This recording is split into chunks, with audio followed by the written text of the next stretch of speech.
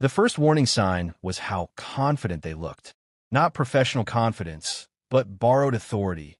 The kind people wear when they think a uniform alone makes them untouchable. That morning started quietly, almost boringly, on a stretch of private road that cut through my property. A road I had owned, maintained, and paid taxes on for years. The kind of place where nothing ever happened, which is exactly why what followed felt so unreal. The HOA had been a background nuisance for a long time. Fines for mailbox paint shades. Notices about grass length measured with a ruler. Letters written in bold fonts and threatening language. Always ending with the same phrase about community standards. None of it was new. None of it mattered much. Until the HOA board changed. A new president came in, backed by a small group that believed enforcement was more important than legality. They didn't just want compliance. They wanted control. And control, when challenged, tends to get ugly fast. It started with signs. Official-looking signs placed near the entrance of my road. Authorized vehicles only. Then another appeared overnight. Warning of enforcement action. No paperwork. No easement discussions. No legal notice. Just signs, as if putting words on metal made them true. I removed them. That's when the emails escalated. Long messages filled with legal-sounding language, referencing HOA authority, community policing agreements, and security enforcement partners. None of it cited real statutes. None of it came from real law enforcement. But to someone unfamiliar with how federal, state, and private jurisdictions actually work, it probably sounded convincing. By the end of that week, I noticed unfamiliar vehicles parked near the gate. Black SUVs, light bars mounted inside the windshields, men standing nearby wearing tactical vests with patches that read, HOA security. Not licensed security, not sworn officers, just patches. They were waiting. The moment I drove up, everything shifted. The casual posture disappeared. Their stance widened. Hands moved closer to belts that held equipment designed to look official. Radios crackled, not with real dispatch chatter, but with rehearsed codes meant to intimidate. They blocked the road. The situation felt staged, like a low-budget reenactment of a police stop performed by people who had watched too many crime shows. Their confidence came from the assumption that nobody would question them, that the average homeowner would panic, comply, and submit. What they didn't know was that I had spent years working alongside real law enforcement agencies. Federal ones. Agencies that cared deeply about impersonation, unlawful detention, and civil rights violations. They declared the road seized for HOA investigation purposes. They claimed authority to detain me for non-compliance. They cited violations that didn't exist and referenced bylaws that didn't apply. No badges were shown. No credencials verified. No body cameras active. This wasn't enforcement. It was cosplay with consequences. As they surrounded the vehicle, one thing became painfully clear. This wasn't just harassment anymore. This was an attempted unlawful arrest. And worse, it was being carried out under the false appearance of legal authority. Impersonating law enforcement is a serious crime. Detaining someone without jurisdiction elevates it further. Adding coordination, vehicles, uniforms, and command structure pushes it into federal territory. They didn't realize how many lines they had already crossed. What shocked me most wasn't their boldness. It was how comfortable they were doing it in broad daylight. How certain they seemed that nobody would stop them. That nobody would question the legality of what they were doing. That kind of confidence doesn't come from ignorance alone. It comes from a history of getting away with things. As the situation escalated, neighbors began watching from a distance. Phones came out. Whispers spread. Some believed the performance. Others sensed something was wrong. But nobody intervened. Authority, even fake authority, has a way of freezing people in place. Internally, everything slowed down. Every detail mattered now.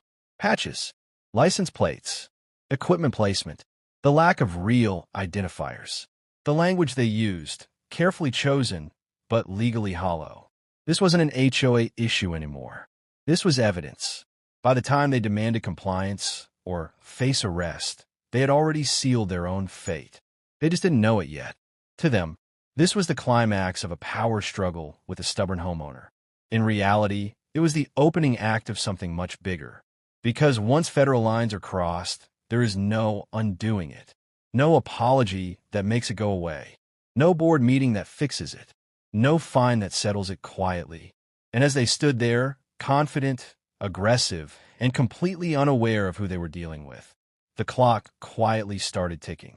Not for me, for them. The situation didn't calm down after the initial standoff. It intensified. Once fake authority is challenged, it rarely backs off quietly. Instead, it doubles down, hoping intimidation will finish what confidence started. That was exactly what happened next. The HOA security team didn't disperse. They repositioned. Vehículos shifta ángulos. One SUV moved behind mine, boxing me in more deliberately now. This wasn't a misunderstanding anymore. This was containment. And containment, when done without legal authority, becomes unlawful detention. The HOA board had clearly planned this. Emails later revealed they had discussed making an example out of me. They believed that if one homeowner could be publicly subdued, the rest of the community would fall in line. Fear was their enforcement strategy.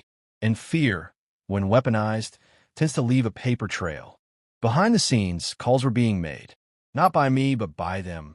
They contacted the local sheriff's office, framing the situation as a non-compliant resident obstructing HOA enforcement.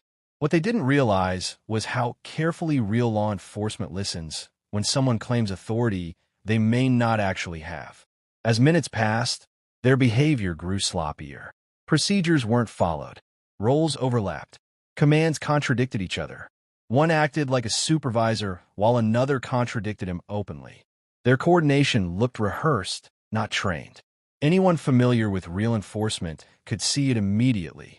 Meanwhile, neighbors continued recording. From porches, from behind fences, from vehicles parked down the road. The HOA didn't stop them. They assumed their authority would discourage scrutiny. That assumption would become one of their biggest mistakes. When legitimate law enforcement vehicles finally appeared at the edge of the road, the atmosphere shifted instantly. The fake confidence drained from the HOA team's posture. Their movements slowed. Their voices lowered. Their equipment suddenly seemed heavier, more decorative than functional. Real officers don't need to announce dominance. It's visible in how they carry themselves. And the difference between trained authority and borrowed intimidation was obvious within seconds. The responding officers didn't immediately take sides. They assessed. They observed. They asked questions. They looked for jurisdiction, authority, and cause. The HOA representatives struggled here. Their explanations were vague. Their documentation incomplete. Their claimed powers unverifiable. The most damaging moment came when the supposed HOA police were asked to identify their legal authority to detain. There was no clear answer, just references to HOA bylaws and community enforcement agreements that didn't exist in any official database. That was the turning point. What had been framed as an HOA compliance issue was now being viewed through a different lens. Impersonation, false detention, abuse of authority, possible conspiracy. Each unanswered question made the situation worse for the HOA. As officers began separating individuals and documenting vehicles, the scale of the problem became clearer. The SUVs were registered to shell companies connected to HOA board members. The uniforms were purchased online. The light bars were not authorized for civilian use. Radios operated on restricted frequencies. This wasn't just fake policing. It was organized impersonation. At that point, restraint became strategic. There was no need to escalate. The evidence was already stacking up. Every minute they had stood there pretending to be something they weren't had been recorded, logged, and observed. The HOA board president arrived late, clearly unaware that the situation had spiraled beyond control. Instead of calming things down, his presence made everything worse. His attempts to assert authority only highlighted how little he actually had. Law enforcement began shifting focus away from me entirely. Questions were no longer about compliance or property access. They were about who authorized what, who paid for what, and who believed they had the right to restrain a private citizen. That's when the realization hit them. This wasn't going to end with a warning. Federal jurisdiction was now a real possibility. Impersonating law enforcement is not a civil matter. Coordinating fake arrests is not an HOA issue. And detaining someone under false authority crosses lines that local influence can't protect you from. The HOA team started backpedaling. Equipment was removed. Vests unzipped. Vehicles repositioned again, this time to look less aggressive. But intent doesn't disappear just because appearances change. The damage was done. By the time the road was cleared and everyone was told to leave, the story had already escaped the HOA's control. Videos were uploaded. Messages were shared. Neighbors started comparing experiences. Patterns emerged. This hadn't been a one-time incident. Others had been threatened. Others had been intimidated. Others had been fined under false pretenses. They had just never pushed back hard enough to expose it. Now someone had, and the HOA didn't realize it yet. But this incident had triggered something far larger than a neighborhood dispute. Investigations don't always begin with warrants and sirens. Sometimes they begin with one group overreaching in the wrong direction. The next phase wouldn't happen on the road. It would happen quietly, on paper, through records, through emails, through financial trails and authority audits. And once that process starts, it doesn't stop until everything is uncovered. What happened after that day didn't unfold loudly. There were no flashing lights on the news, no dramatic arrests in front of the neighborhood. That's not how real consequences usually arrive. They come quietly, methodically, and without warning. And for the HOA, the silence that followed was far more dangerous than the confrontation itself. Within weeks, the HOA board stopped sending notices. Fines were paused. Enforcement letters vanished. Meetings were canceled without explanation. Residents noticed immediately. A board that once flooded inboxes with threats had gone completely quiet. That kind of silence doesn't mean victory. It means damage control. Behind the scenes, the investigation was moving fast. Federal agencies don't announce themselves at the beginning. They observe. They collect. They compare stories. And the HOA had left behind a perfect trail. Emails discussing detainment authority. Budget lines labeled security operations. Payments to shell companies tied directly back to board members. Uniform purchases. Vehicle modifications. Radio equipment invoices. Every attempt to look official had become evidence. The most devastating part for the HOA wasn't the impersonation itself. It was the coordination. Multiple individuals acting together under false authority transforms poor judgment into conspiracy. And conspiracy removes plausible deniability entirely. One by one, board members resigned. Not publicly, quietly, citing personal reasons and family obligations.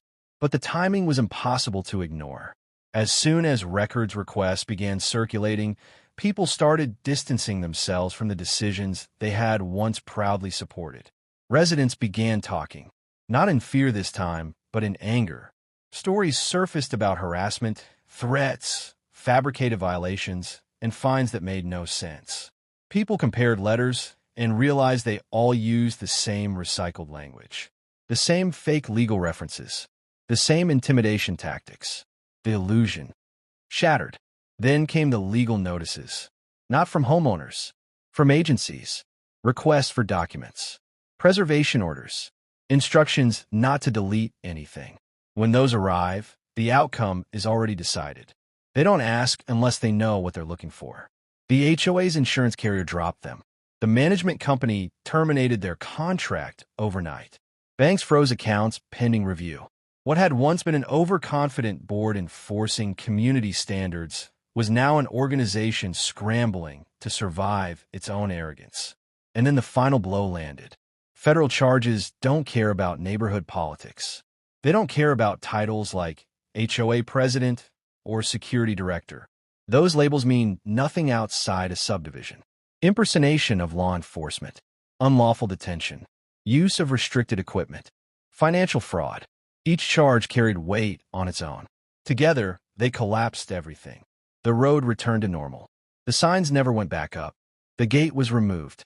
The fake patrol vehicles disappeared as if they'd never existed. No one ever tried to enforce anything there again. A new HOA board was eventually formed under court supervision. Their authority was stripped down to its most basic form. No enforcement, no fines without oversight, no security operations, no intimidación, just maintenance and paperwork. The neighborhood felt different after that. Lighter, quieter. People waved again. Fear had left with the fake uniforms. As for the incident itself, it became a cautionary tale. Shared online, discussed in legal circles, referenced in HOA reform conversations. A perfect example of what happens when private power convinces itself it's above the law. The people involved didn't lose because someone fought harder. They lost because they believed no one would ever challenge them. They lost because they mistook silence for submission. And they lost because they forgot a simple truth. Authority isn't something you can buy, wear, or pretend into existence. Once exposed, fake power collapses instantly. And this time it collapsed completely.